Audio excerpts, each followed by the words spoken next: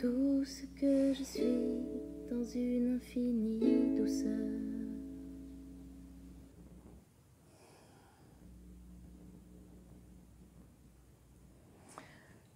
Alors, pour répondre à la question, doit-on avoir un maître spirituel sur ce chemin de l'éveil? Alors voilà. Ben, ma réponse va être très nuancée, pleine de paradoxes, parce que c'est sûr que dans un premier temps, ce que j'aurais envie de vous dire, c'est pas nécessaire. On n'a pas besoin de maître spirituel sur le chemin. Déjà, l'idée d'être sur un chemin, c'est qu'on cherche à aller quelque part. Et dans l'invitation que je fais régulièrement, c'est de pouvoir réaliser que nous y sommes déjà, que nous sommes déjà assis sur cette recherche, sur ce que nous souhaitons, sur ce que nous cherchons, sur ce but ultime. C'est déjà là en nous, en soi, complet, ici, maintenant. Voilà. Moi, pour moi, c'est comme ça que ça se passe. Il n'y a pas à aller quelque part, il n'y a pas à chercher quelque chose.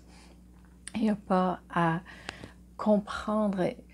C'est maintenant plutôt de se poser là et de voir que ça est là, complet, ici, maintenant.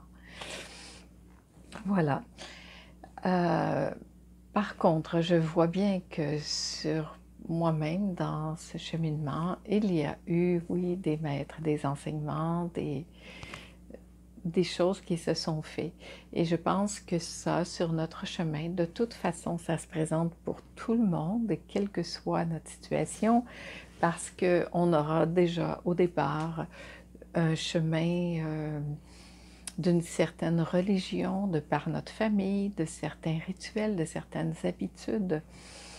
Et déjà, par ça, on aura eu la chance ou non de toucher ça en soi, ou pas du tout, et même peut-être son opposé, d'en avoir une grande aversion.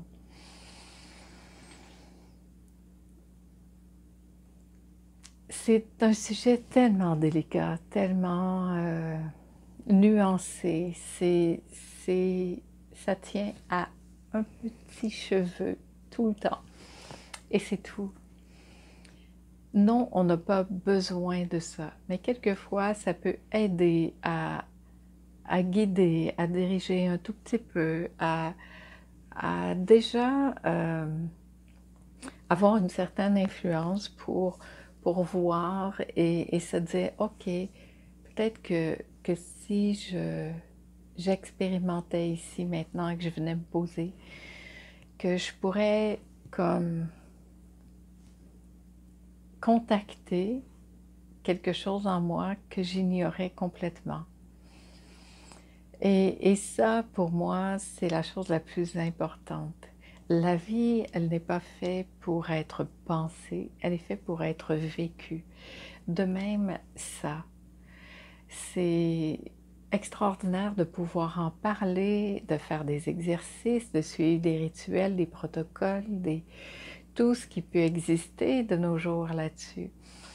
Mais un jour viendra où il y aura ce chemin ici en soi à faire pour soi.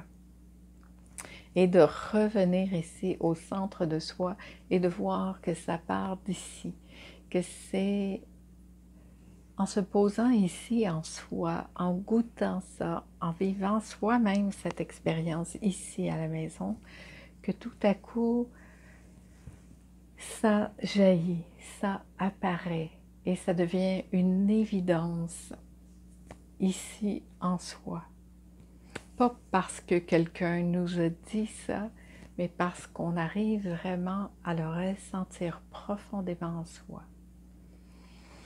Le piège avec le maître est quelque chose ou un exercice ou quelque chose qui est extérieur à soi, c'est de croire que ça va passer par lui, par elle, par ça, cet exercice, ce rituel, ça. Et de s'attacher à ça et d'avoir peur que si ça nous quitte, il n'y aura plus ça. Et ça, je dirais, c'est la seule nuance. C'est de voir que s'il y a quelqu'un ou quelque chose ou un outil quelconque à l'extérieur de soi qui se présente, que ceci ne fait que passer. Parce que, éventuellement, l'idéal, c'est d'arriver à ce que cela se pose en soi et que ça devienne évident ici, pas parce que quelqu'un le dit, pas parce qu'il y a ça, mais parce que ça ici est vraiment bien installé ici.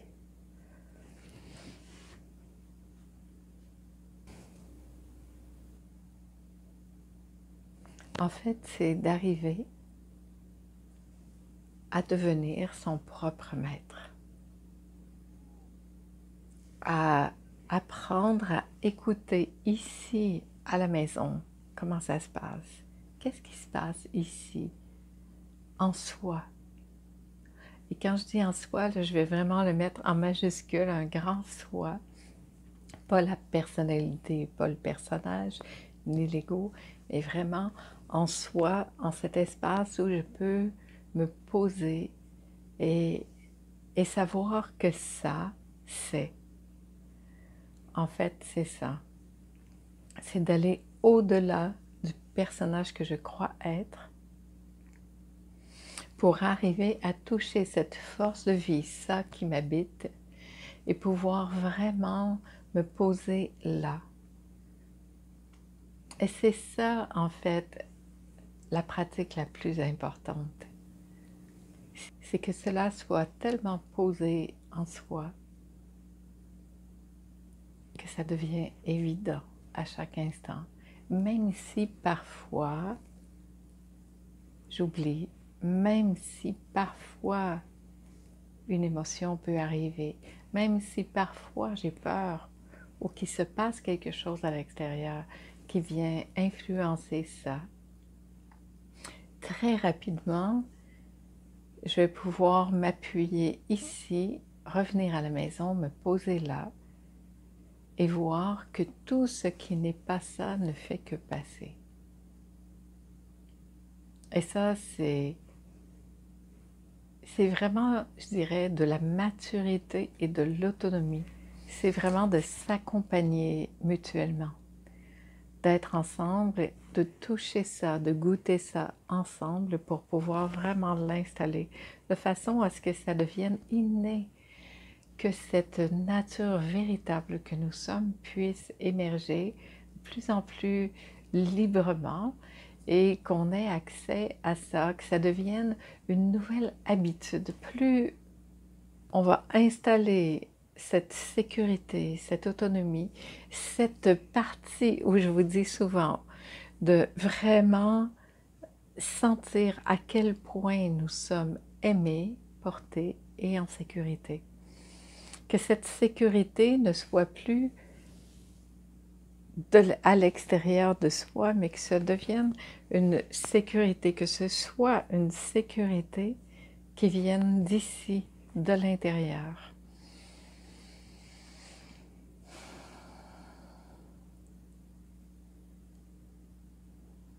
En fait, y a-t-il vraiment un maître? Ça, c'est aussi un grand questionnement pour moi parce que je ne pense pas qu'il y ait un maître qui soit extérieur à soi. J'ai eu ça, j'ai expérimenté ça et je vois bien maintenant que le plus grand maître qui soit, c'est ça, c'est l'amour, c'est la vie elle-même, c'est toute cette vibration de ça qui est là, de ce qui apparaît ou n'apparaît pas, peu importe, mais qu'on ait suffisamment de sécurité pour savoir que même les jours ou les moments où ça n'apparaît pas, on sait que c'est là, on sait que c'est profondément en nous, même si sur le moment, on ne le sent pas. Et pour moi, là est la vraie liberté, qu'on puisse vraiment être très, très libre de toute identification ou croyance à l'extérieur de soi. Je vais revenir encore à cette grande simplicité. Je pense que c'est à travers cette grande simplicité que ça se passe. et que l'on peut vraiment toucher ce qui est essentiel. C'est comme si ça devenait tellement fin, tellement subtil et qu'il n'y a plus de doute finalement. Ça devient vraiment évident ici, dans l'instant. Même si après le mental peut récupérer ça puis essayer d'en faire quelque chose, il y a vite ça qui s'éteint pour vraiment revenir ici, se poser là et rester dans cet espace de grande confiance, de sécurité, une sécurité qui ne vient pas d'un conditionnement intérieur, mais bien d'un vécu ici en soi. Et non, je ne pense pas qu'on doit faire quelque chose de particulier non plus pour arriver là, puisqu'il n'y a nulle part où aller. Alors, c'est tellement ancré en nous, on voit à quel point c'est ancré ce truc de penser qu'il faut faire quelque chose, d'arriver quelque part. Oui, mais est-ce que je vais y arriver si je ne fais pas ça, s'il ne se passe pas ça, c'est ce que nous sommes déjà. Nous sommes ça avant toute autre chose. Donc, c'est vraiment de redresser la barre, de revenir ici maintenant, de voir qu'au-delà de tout ce qui semble se passer autour de soi, il n'y a que ça qui est là. Alors, revenir à l'essentiel encore, encore et encore, pour vraiment, mais vraiment s'installer dans cet espace où tout est déjà là, tranquille ou pas, même quand c'est pas tranquille, dire oui à cette non-tranquillité qui est là, à cette sensation, à cette émotion, à ce qui se passe dans le corps physique. On dit oui à tout ça, oui à tout ça. Il n'y a plus rien, en fait, il n'y a plus personne qui cherche à ce que ce soit autrement que ce que c'est. Il y a comme ce grand oui, ce grand accueil à tout ce qui est là, quel que soit ce qui est là. Dans cette confiance d'être porté, aimé et en sécurité.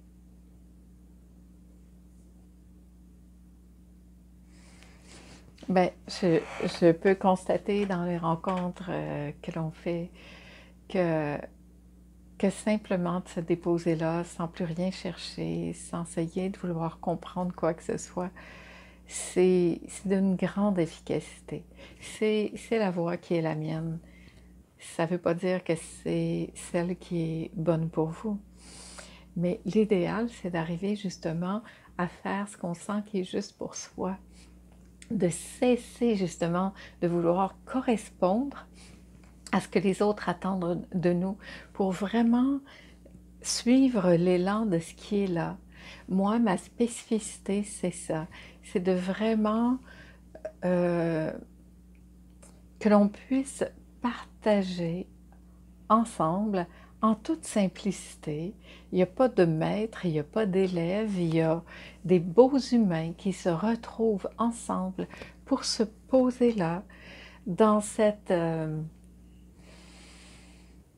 joie d'être ensemble tout simplement et de goûter ça, de prendre le temps de se poser là, de goûter ça tout simplement. Et on voit que plus on se pose, plus on goûte.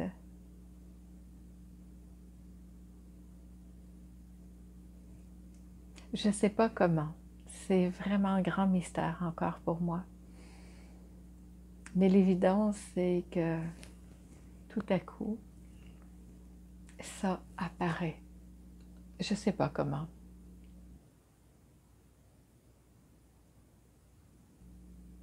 Je ne sais plus rien en fait. Et c'est ça.